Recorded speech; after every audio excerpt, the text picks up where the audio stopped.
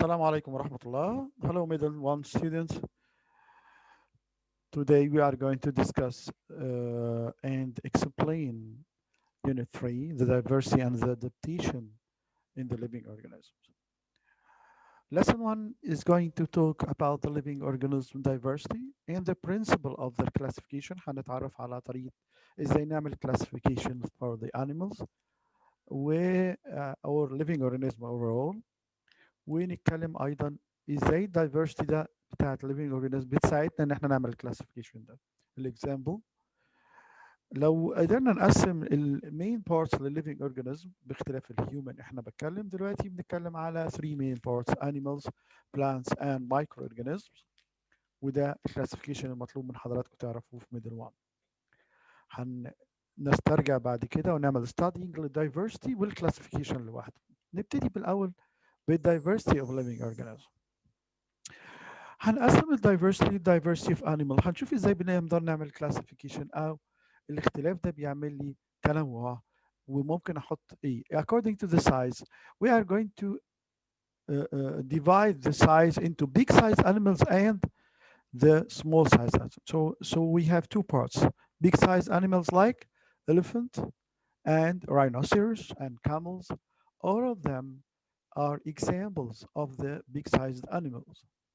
طب لو اتكلمنا على small sized animals like rat, rabbit and lizard, they are very small sized animals. يبقى دي تقسيمة صغيرة according to the size, big size and small size.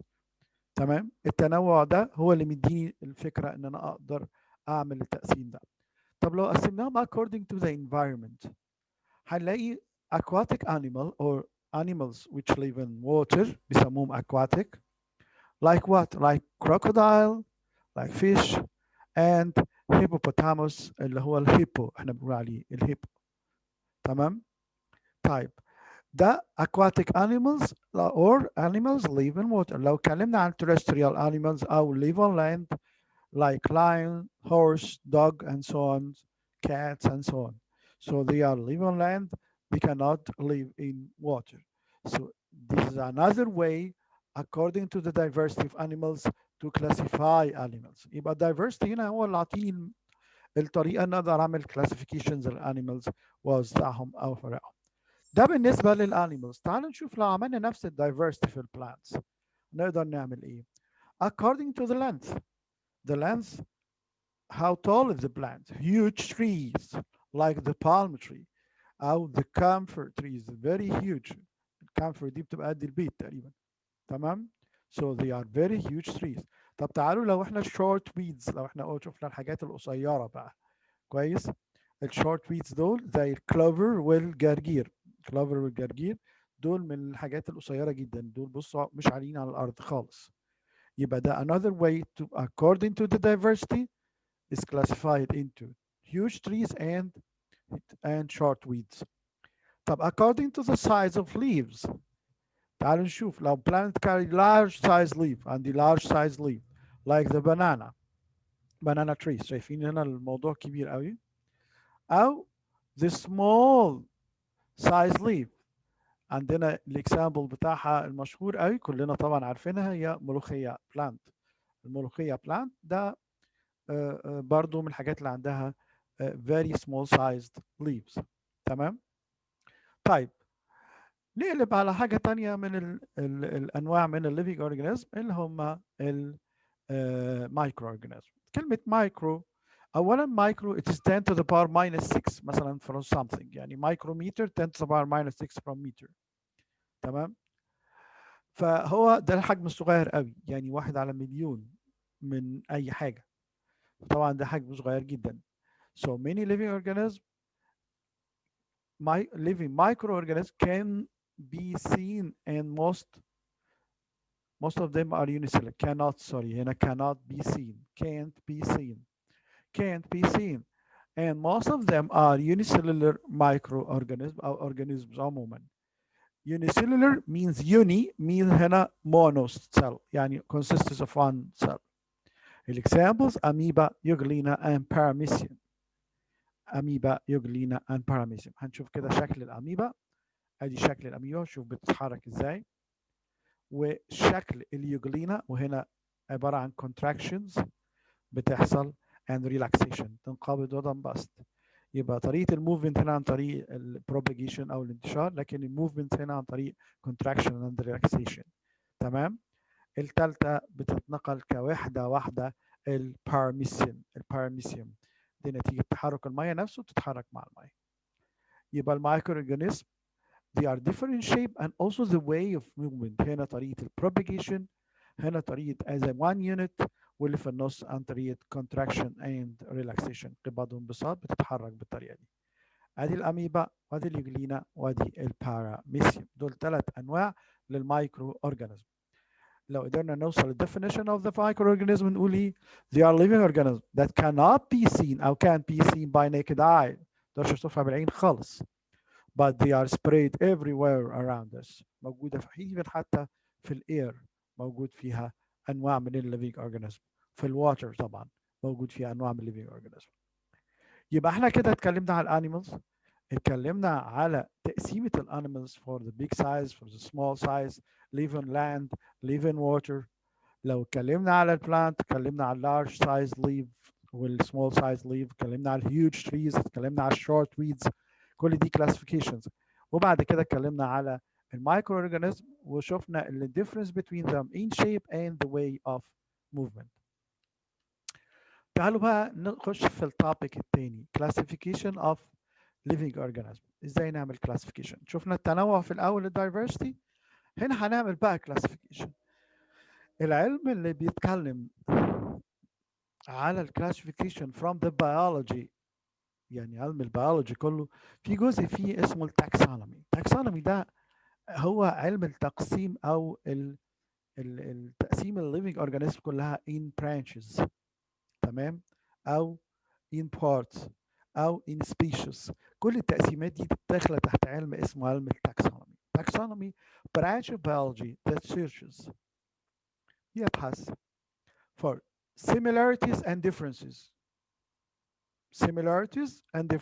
among living organisms. تمام، الاختلافات والتشابهات ما بين ال living organism and it places the similar one، وبيحط ال similar one in a group according to certain system in order to aid their study، وفقا لشكل معين او نظام معين، هو ال certain system ده اللي بيخلينا يسهل عملية البحث بعد كده. تعالوا ناخد اول حاجة الكلاسيفيكيشن اوف plants ثم الاليمنت. تعالى ناخد البلانتس. عندنا طريقتين رئيسيتين for the plants can classified according to external shape، شكل البلانتس من الشكل الخارجي عموما، and the way of reproduction how they reproduce، ازاي بيتكاثروا. يبقى النقطتين المهمين in the classification of the plants which is the most important 2 points for us: external shape and the way of reproduction. تعال نشوف الاكسترنال شيب. في الاكسترنال شيب some plants cannot be distinguished by root stem or leaf، ما نقدرش نميز اذا كان عندهم فين الروت وفين الستام وفين الليف. الاكزامبل الالجي، عندنا ثلاث انواع من الالجي: جرين والنوع الثاني ريد الجي والثالث البراون الجي. الثلاثه دول نباتات او الالجي ده الطحالب دي we cannot distinguish، يعني ما نقدرش نميزهم الروت ولا ستام ولا حتى leaves. طب ده الكلاسيفيكيشن البارت A اللي هو A some plants cannot be distinguished by root. لكن لو احنا بقى خدنا part B distinguished by root وstem and leaf، الاكزامبل بتاعي الميز والويت دول عندهم root and stem and leaf، لكن الالجي they don't have them. تمام. طيب تاني حاجة الواي of reproduction.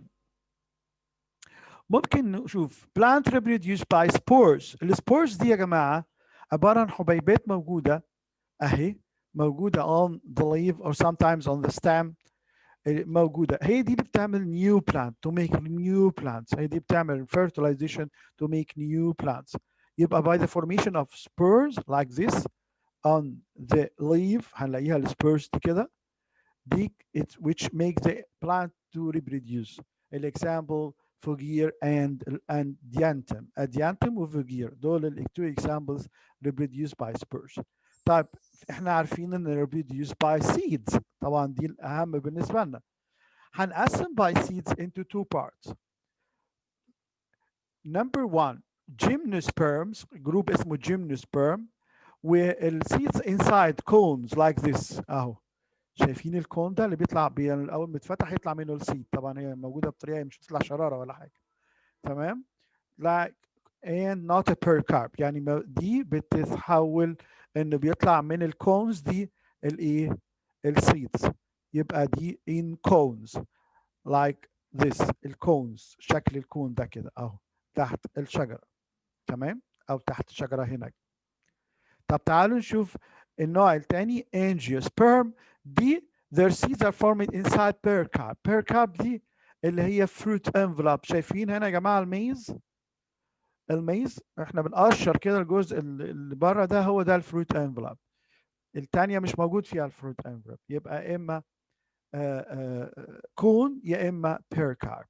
الاكزامبلز هنا نوعين الاكزامبلز.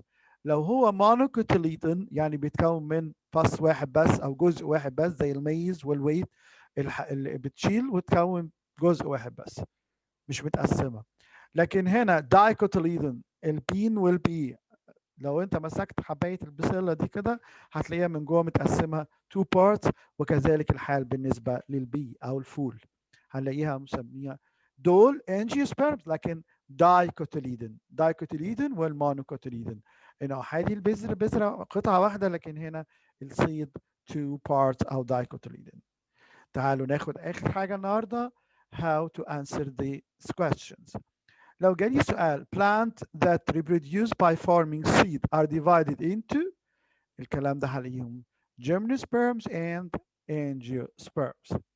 السؤال لو جه complete dot and dot are used in classifying plants، هتقول لي external shape أو way of reproduction. طبعا external shape اللي هو can be distinguished into root, stem and leaf أو cannot be distinguished. طب way of reproduction احنا قلنا by the formation of spores أو by the formation of seeds. طب choose. A is an example of plant that reproduce by spores. طبعا عندنا من كل الحاجات دي الوحيدة reproduce by spores اللي هي الفوجير. تمام.